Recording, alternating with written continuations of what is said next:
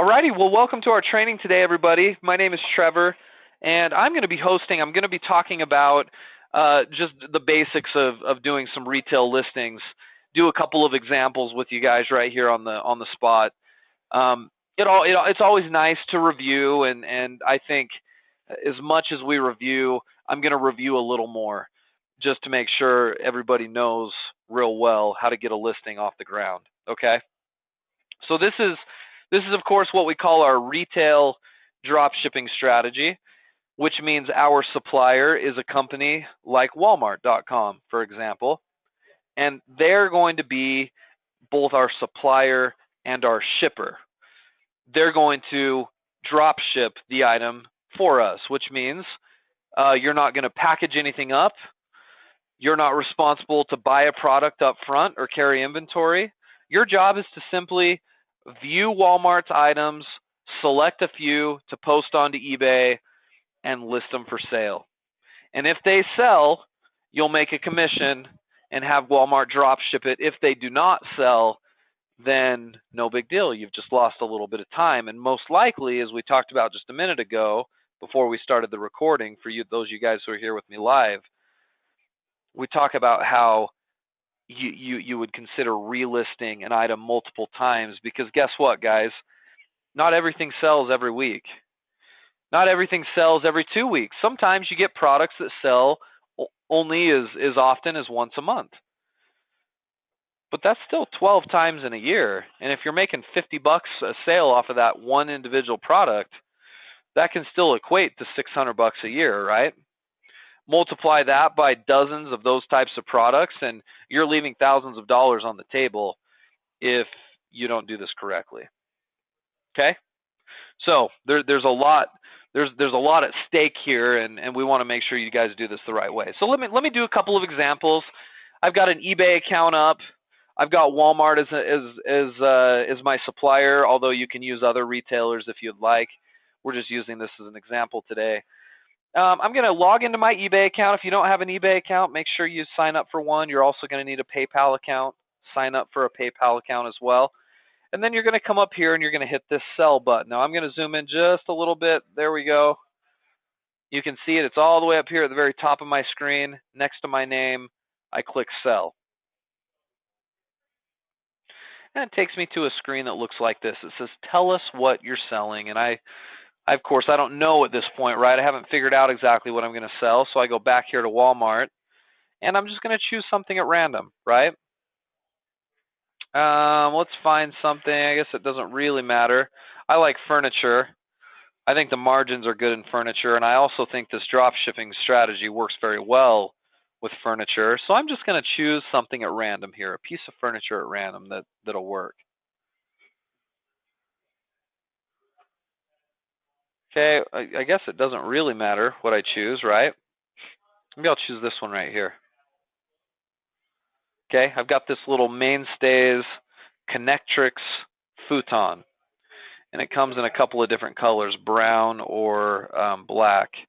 On my listings initially, guys, I try to list just one color to keep it simple, so I'm going to recommend you do the same. So let's just look this over real quick, just so we understand the listing before we do anything with it. It's a futon, right? $200, is that unreasonable for a futon? No. You can spend a lot of money on a futon, can't you? You can spend a lot of money on furniture in general. Furniture can be expensive. Walmart offers some cheaper furniture. Quality is actually not as bad as you'd think. So $199, okay. So that's my price. Let's start with doing the black one. So I'm going to make a choice now. We'll do a black. It looks like shipping is free. See this? Free shipping, yep. Okay. Here's the description of the product. Contemporary style, split back, sofa sleeper, tufted black, anyway, etc. And then here's a bigger description here. All of this we can use, right? So and here's a picture. And by the way, Diane, I heard you say that. Diane says, can you go over resizing images? I can. We'll do it here with this.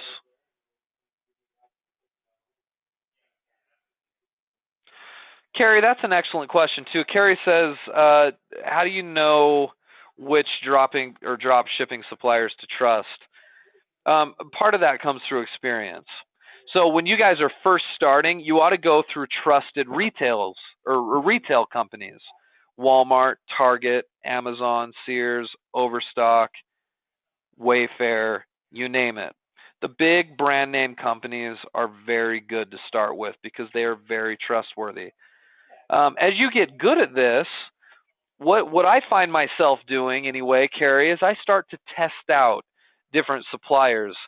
Um, I obviously the bigger name brand suppliers like this, there's going to be more competition for their product, and so sometimes it's easier if you find a more specific type company. Um, maybe something that's not quite a household name that you just find in Google or whatever that maybe you try out and use a little bit. You can look up reviews of the company. Sometimes I'll type in the domain name xyz.com reviews and just see what's being said if I've never used them at all before. Sometimes I'll just list a few of their products. There's other times, Carrie, where I actually like to call their customer service and talk to somebody and get to know their company just a little bit better, so I can talk to them, ask them about their returns policies and their shipping policies. That way I can get to know the company better. But it's an experience thing. All of my very best clients have their own little set of suppliers that they've found over the years, some of which they won't even tell me about, which is completely fine. I don't blame them. I never share my clients who have really, really great suppliers. I don't like to share that with the public, right? I don't think that's fair to them.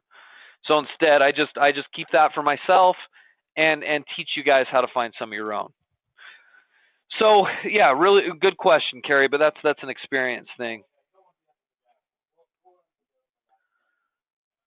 Okay, Margie, you say you have 50 listings up right now. That's a good start, but don't be discouraged if you're not selling a ton of those, right? 50 is sort of a drop in a bucket in comparison to what we should have. I mean, it pales in comparison to my clients that have done it for a few months, where they have 4, 5, 600 listings going, and they're making sales on a regular basis. I mean, you have to build up to that, and initially it takes some time. Okay, so just my advice is stick with it. Don't dismiss it until you really give it a shot, and I appreciate that you're doing that. Anna says, what should I do with the shipping label created by eBay? Nothing. If you're doing drop shipping, if eBay gives you the option to create your own shipping label, you won't use it at all because you're not going to be doing the shipping. So you just won't print the label. Instead, you'll order it from your supplier. Your supplier will then provide you with a tracking number, and the tracking number you'll then take and load into eBay, and your job will be done. That's the beauty of doing drop shipping. You don't have to do any of your own shipping and printing, etc., right? Okay, so let's go ahead and start this listing real fast. So I'm going to come over here and I'm going to say I'm listing a black futon into eBay. I'm going to say get started.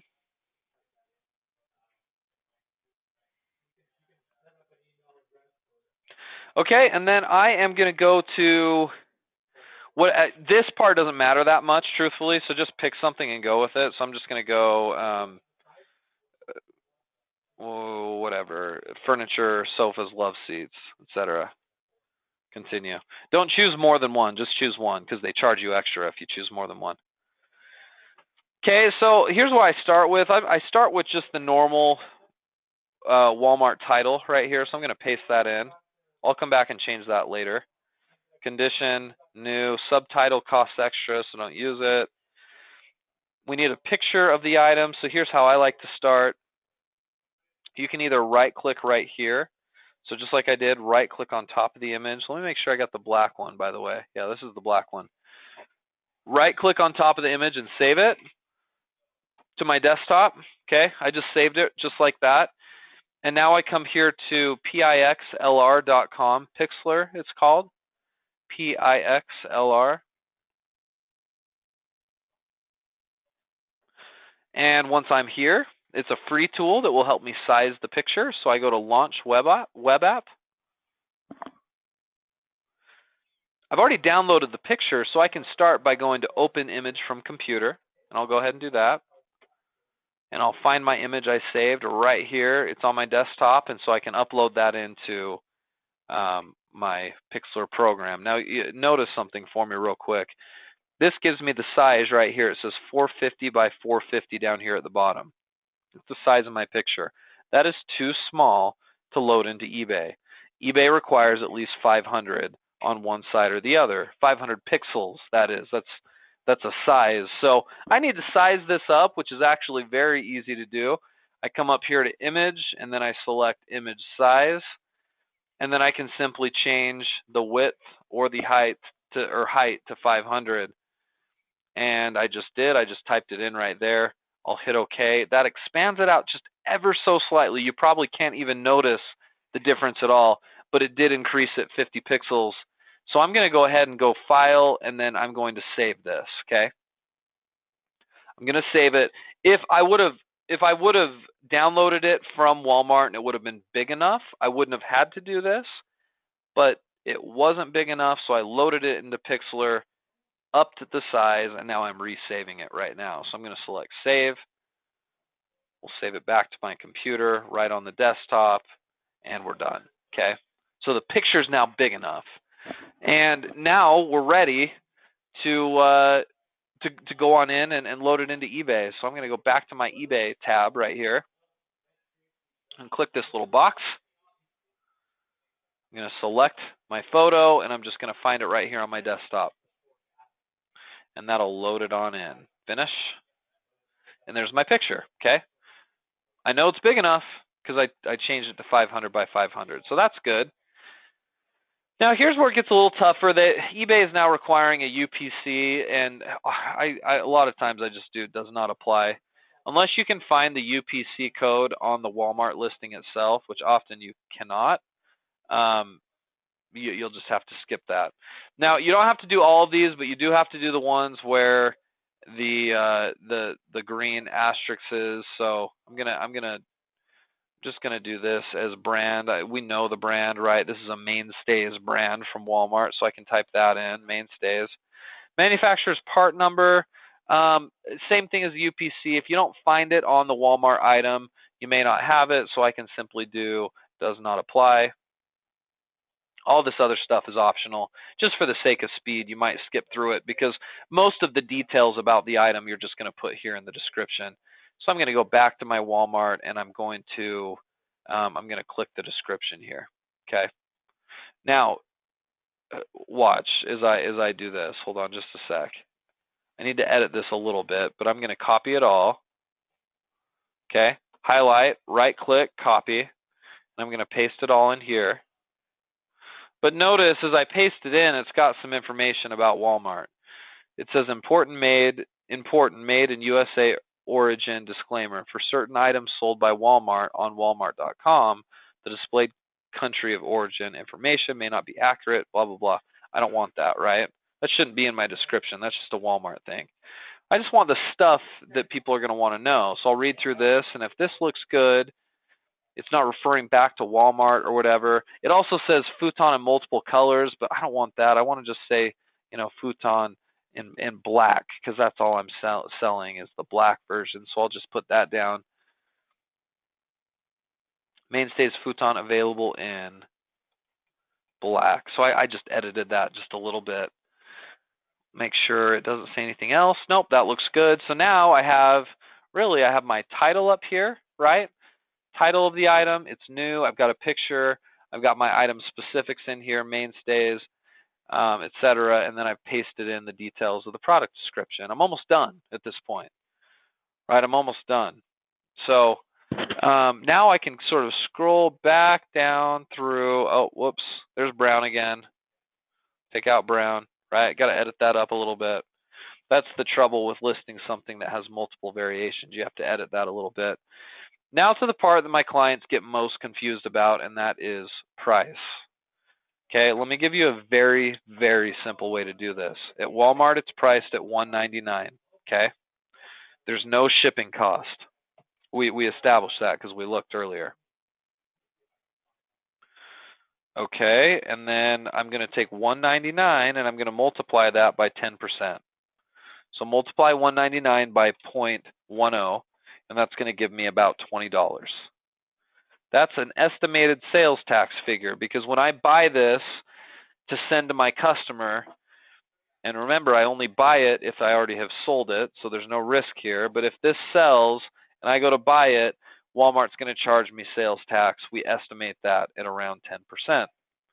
So $199 plus $20 is about, you're at about $219 as a price right now. That's how much it's going to cost you to have it shipped virtually anywhere in the United States.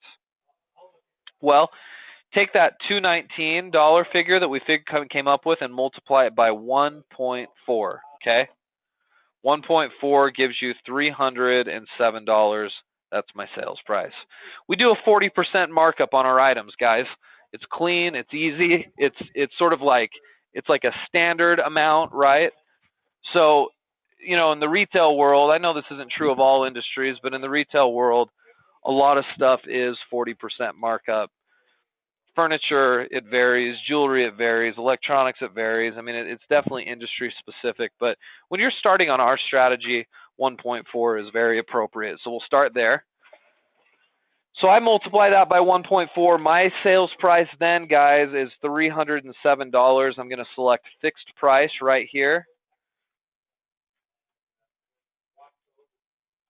And I'm going to type in 307, and we'll just do a 99, right? They say that helps. We'll do 99. I'm not going to allow buyers to offer best offers. I just want 307.99. Sell it as is. Now, if I sell it for that much, I've got profit built into it for sure. Because remember, it's only costing me $219. I'm selling it for $308. It's pretty good. It's a pretty good profit built in there, right? What we're not considering, so that's an $89 profit. What we're not considering is if I sell it for $308, I'm going to owe eBay and PayPal 13%, which is about $40. So really, I stand to make about $50 on this if I sell it at this price. So it makes it easy. 1.4 is your markup. That's a 40% markup. Okay. Duration 7 days. Some of my clients like to do 30-day durations. That's fine too. If you do 7 days, just relist it over and over again. You'll put in your PayPal account. Make sure you have PayPal set up. Right here, this is shipping details. Very, very simple when we're doing retail listings. You're going to do flat rate, same cost to buyers, select free shipping, economy shipping 1 to 10 days, handling time 3 days.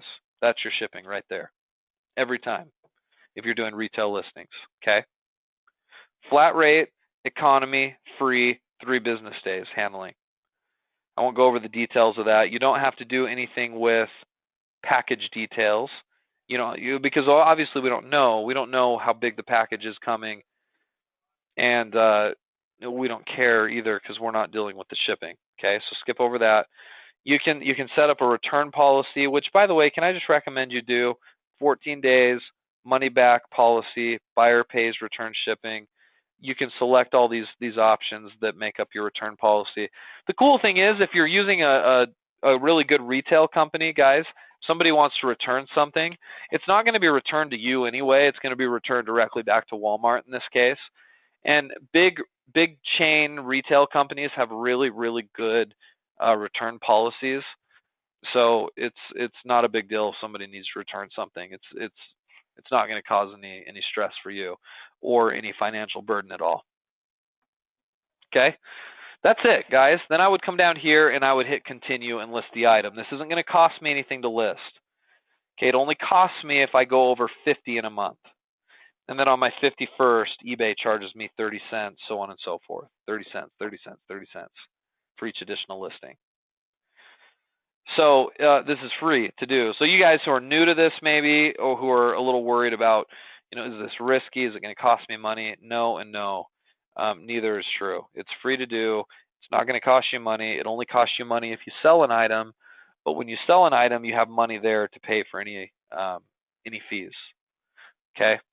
So pretty easy, right? I could list this right now. The only thing I didn't spend a lot of time with you guys on is we could make this this title a whole lot better. I don't want to say multiple colors. I probably should say black or even dark. Okay, and I should be using keywords here. I could use the word small. I could use the word modern, affordable, free shipping, new. You want to make this title so full of keywords that people can easily find it on eBay. This is your biggest weapon for getting people to find your stuff.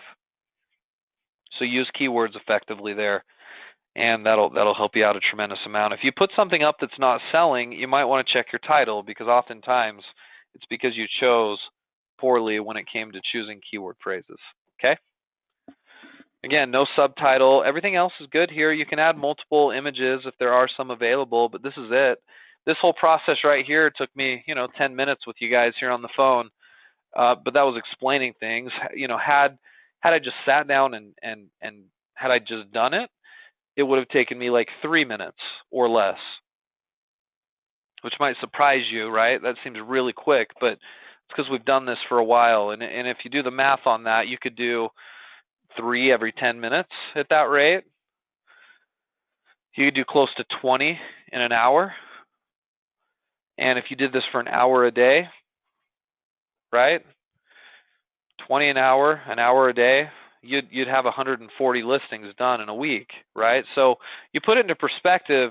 I know you're not going to be that fast early on, but if you put things into perspective, if you want to work for an hour, a couple hours a day on this business doing listings, you can get a tremendous amount of product up live onto eBay with pretty minimal work. And it's not like you have to sign any contracts or do anything legally with Walmart or these other companies. Generally speaking, you just list their products and you're good to go.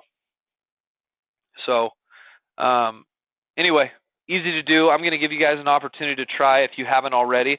If you are doing this as of right now, continue to do it, because this doesn't work overnight. This takes work and it takes effort. This is the first step to being successful doing this. If you'll do this, we can continue to work with you, kind of like what we did with Margie today, and we can review what you're doing right, what you're doing wrong, and help you from there. Okay? All right. Well, good luck doing this week. Get on there and give it a try. We'll follow up next week. If you guys start doing it and you have questions, let's talk about it next week when you come to the live training. Okay?